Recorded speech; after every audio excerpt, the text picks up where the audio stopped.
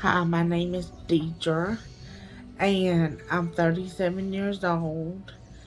I am a newlywed. I'm newly married in March, and I'm married to Matthew Anderson. And we had a beautiful wedding. It was very beautiful. It was better than I ever could have dreamed or hoped for. And I'm a dog mom to Handsome, who is a lab pit, and he is my whole world. Him and Matthew are all I ever take pictures of. And they say kind of your heart is where your pictures are. So if my heart is there, it's Handsome and Matthew. And I'm a non denominational Christian. I currently attend the Catholic Church and am um a practicing Catholic. I'm like newly practicing. And I consider myself non denominational Christian still because I feel like you shouldn't label God and label as Baptist or Catholic or Presbyterian or Episcopal.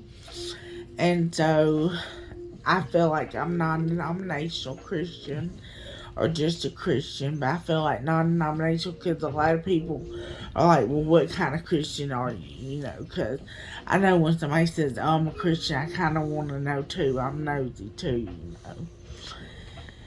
And I'm a business owner. I'm a business to Deidre's, D's Creations Out of the Box, which is my crafting business. I do flowers, flower arrangement wreaths. I am also going to be doing some woodworking, doing some um candles and candle holders and mirrors and different things of that nature.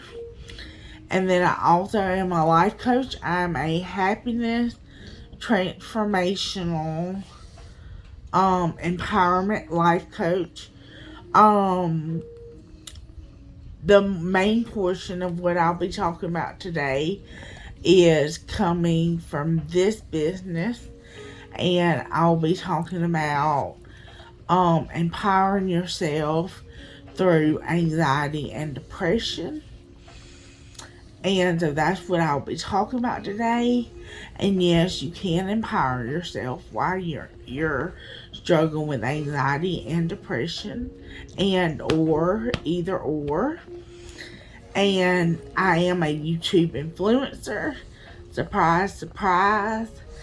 I do updates, I do weight loss, I do hauls, lifestyle content. Not too many vlogs, although I would like to vlog some. And I would like to learn my software more. Um, I just struggle with it. And my YouTube channel is Deidre Denny's Daily Dreamers. So if you see this, hit me up on YouTube and look me up at Deidre Denny's Daily Dreamers. I like scrapbooking. I like doing my arts and crafts. I also love to go swimming in the summer. So those are a few things that I like to do hobby wise. And so with that being said, let's get started. How do you empower yourself you're while you're having anxiety and depression? Well, first let's talk about what's anxiety and what's depression and what's living with anxiety and depression. Um, I'd like to ask somebody in the audience, tell me what you think anxiety is.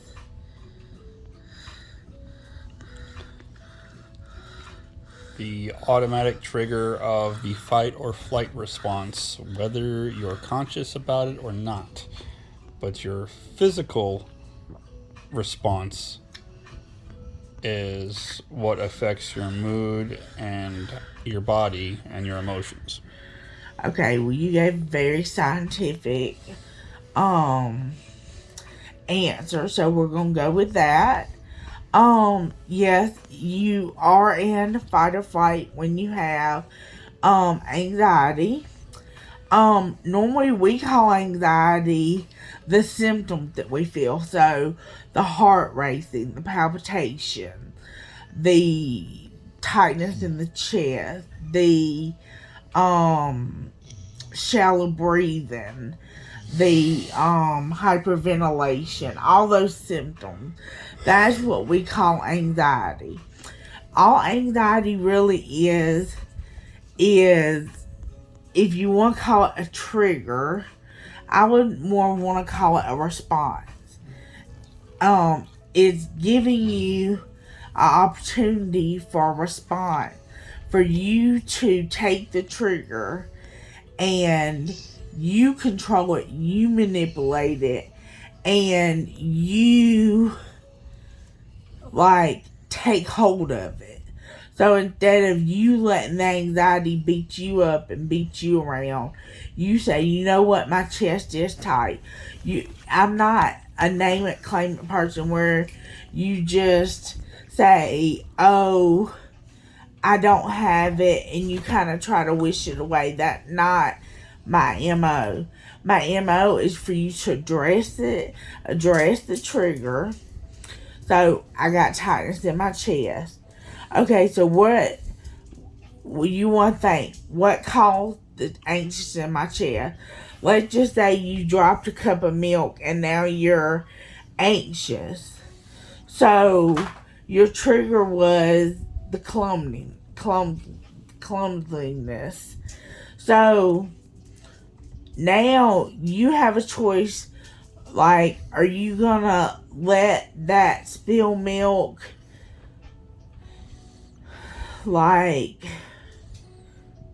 cause your chest to hurt? Or are you gonna clean it up and be like, you know what, I'm gonna harness the energy that's in my chest and I'm gonna put it into this cleaning of the milk, and then also reassign the clumsiness. So instead of saying, oh, I was so clumsy and this is horrible and now I have made a mess and I gotta clean it up, say, you know what, give yourself grace and say, listen, I spilled the milk, all I have to do is clean it up, and I'm gonna love myself enough to harness the energy that I have. And you may clean up the milk and have more energy.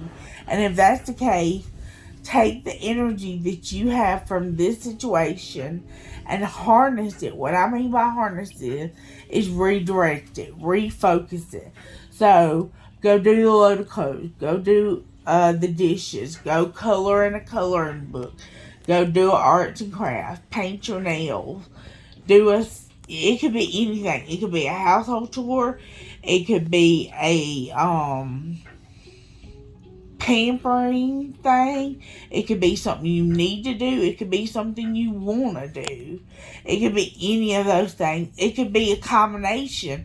You might do a load of dishes, and you do a load of dishes and you still have energy, so you're like, I'm gonna paint my nails.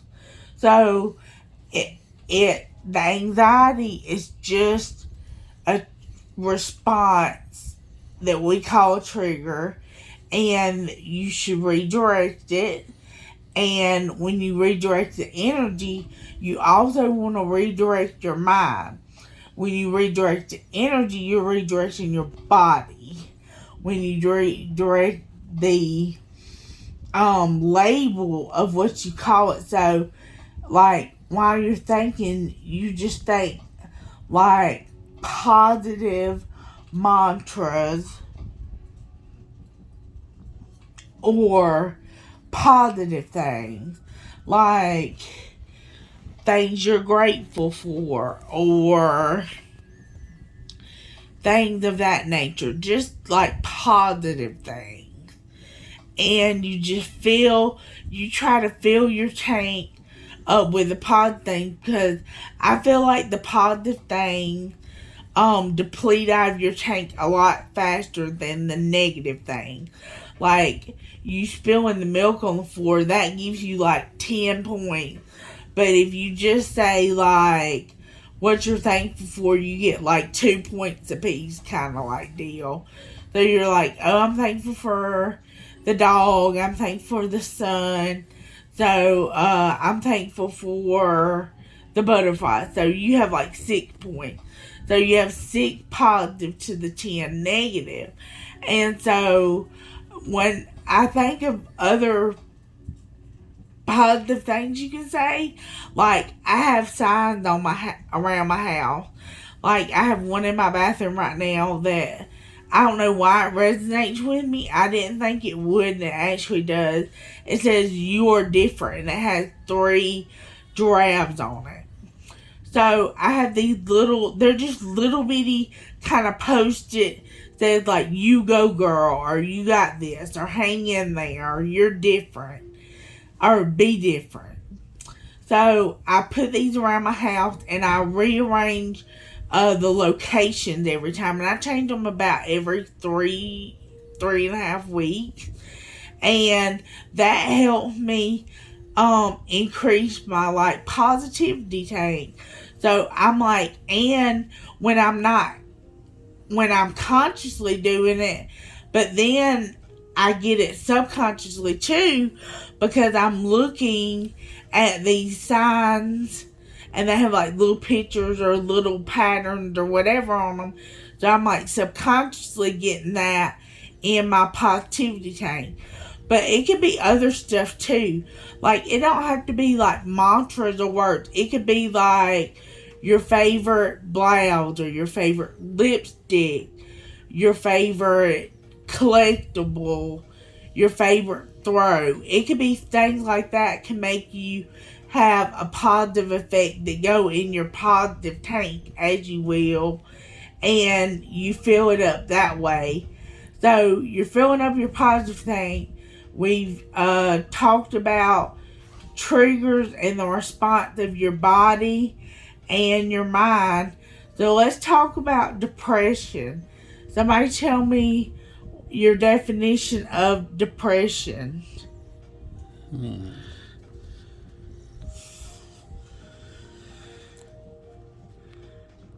Depression. It's a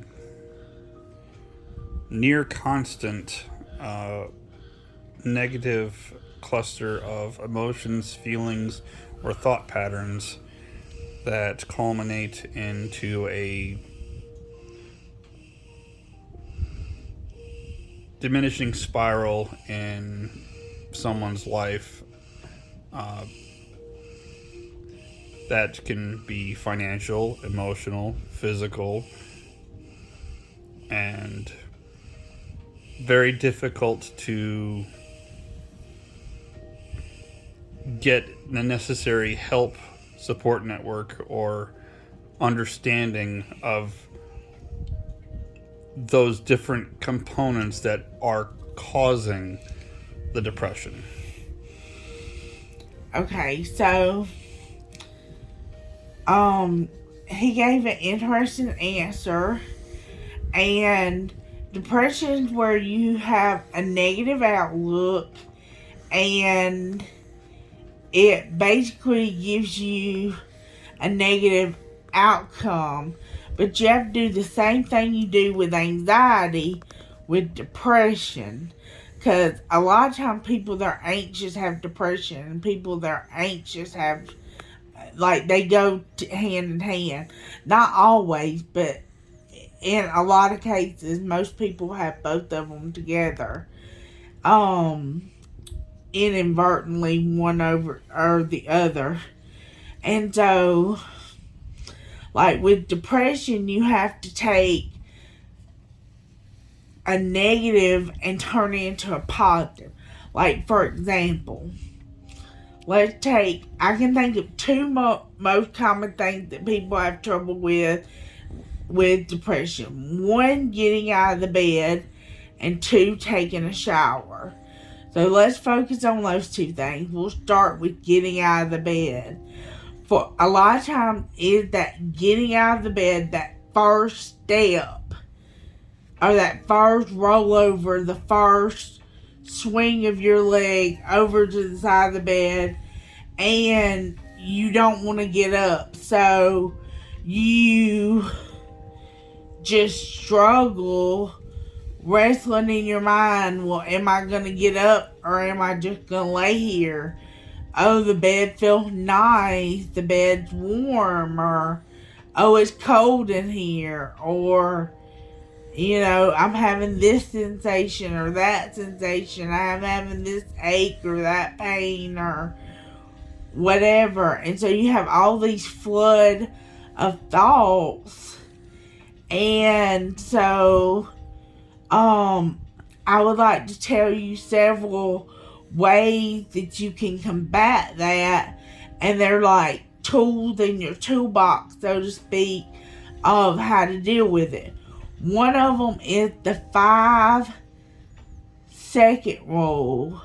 You count to 5, and then when you get to 5, you just get up, like all the way up.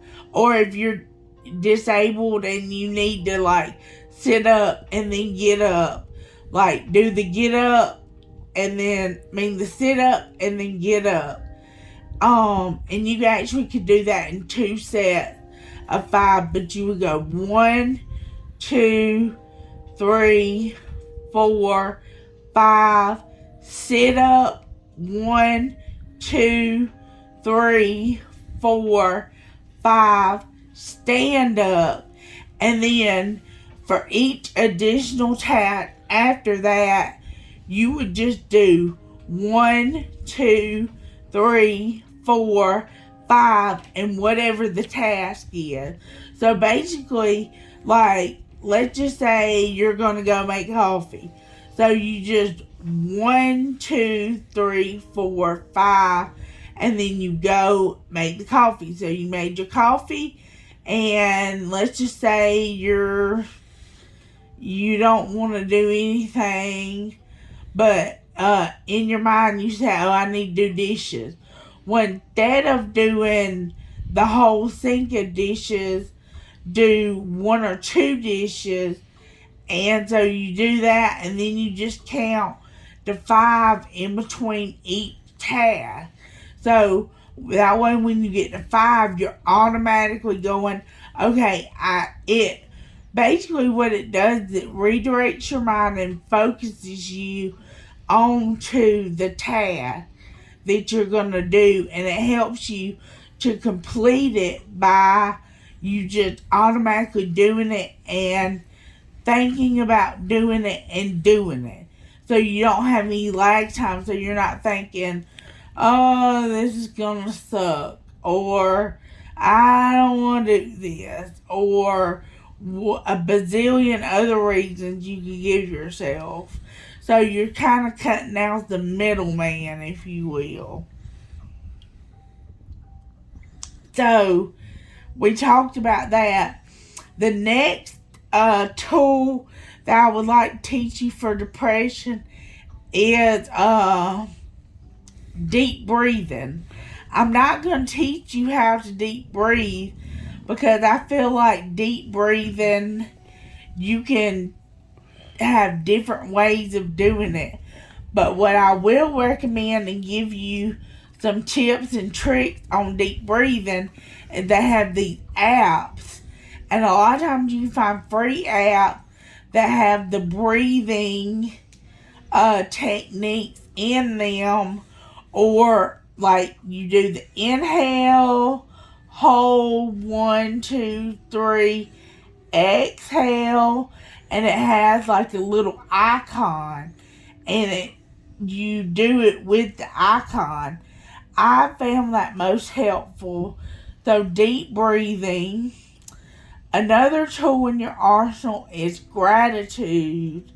Like, I feel like gratitude, like I said, when something negative happens, you get more points in your tank for that than you do positive things.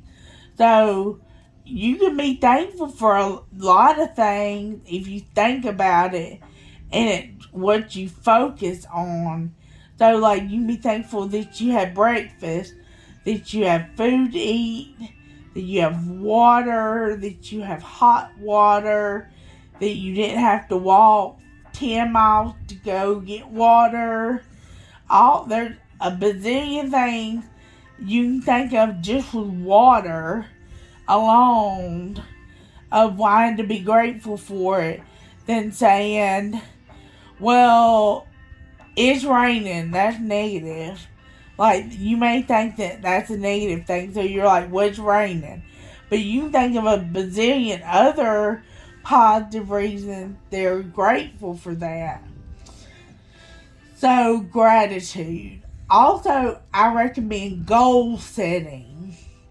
Now, goal setting, I'm going to give a mini talk about goals, but what I'm talking about doing is not short-term, medium, or long-term goals. That's a whole different another talk. What I'm talking about is daily goal setting.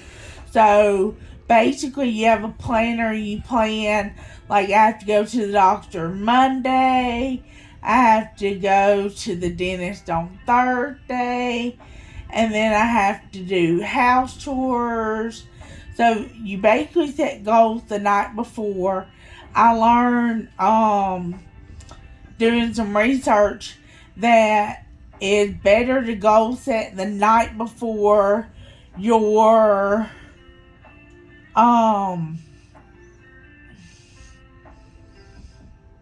your day the next day. So, like, let's just say I just have to go to the doctor tomorrow. I need to do laundry, a load of dishes, cook dinner, and I need to make a phone call to whoever you want to come up with. You need to make a phone call. So you would rate those things accordingly. So high on the priority would be going to the doctor. Let's just say you really need a pair of pants for the next day, like you need this specific pair of pants. That's high priority. And then medium priority, let's just say you've got to wash some forks to have before you can cook dinner. And then low priority is the phone call. So then, and not that you can't get all those things done, but it's just ranking them in priority, your priority. So you may get partially through your list and have to rearrange the priority. But this is another tool in your arsenal, and that's being flexible and giving yourself grace. So you don't get upset and been out of shape for, like, having to go back and let's just say you decided you need this specific pan, but you've already washed like half your dishes, but you haven't washed the one thing that you needed or whatever. So you would just be flexible and, go back and wash the pan, then resume back in your list. But if you goal set, I found that you are more productive and get more constructive things done throughout the day goal setting than if you just wing it. Like, I've had days where I did really good winging it, and I've had a lot of bad days where winging it didn't get much accomplished. But I know if I goal set the night before the morning of, my day goes a whole lot smoother. What time? 24 minutes, 40 seconds. Awesome. So I was checking my time. Let's see. So we talked about anxiety and depression. So now I'm going to wrap up the talk on how can you use anxiety and depression to empower you. So I've given you some tools and tricks that you can use. Gratitude, goal setting, deep breathing,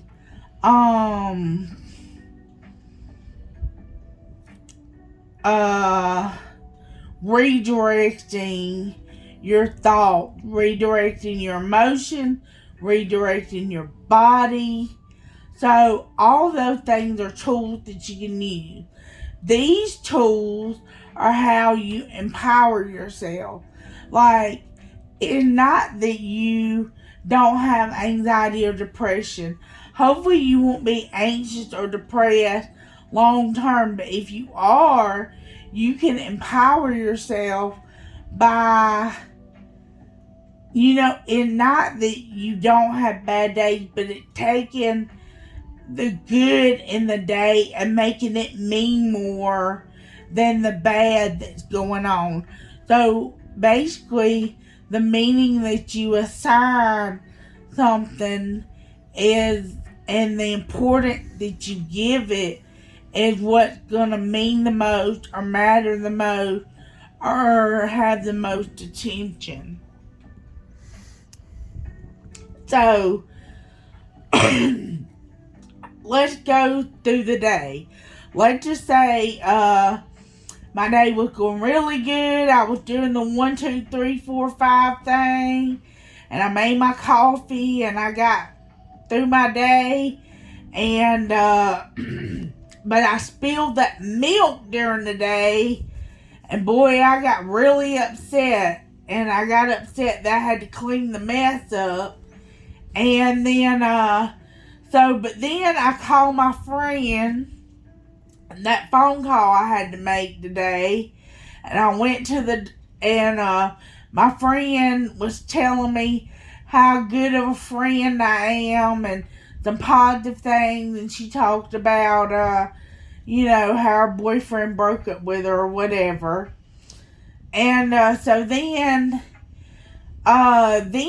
you went to the doctor, and you were talking to the little old lady in the waiting room, and she told you some words of wisdom that you took away from her, and the receptionist smiled at you. So that was your day, right? So are you gonna let your day be ruined because you spilled the milk before you went to the doctor or talked to your friend?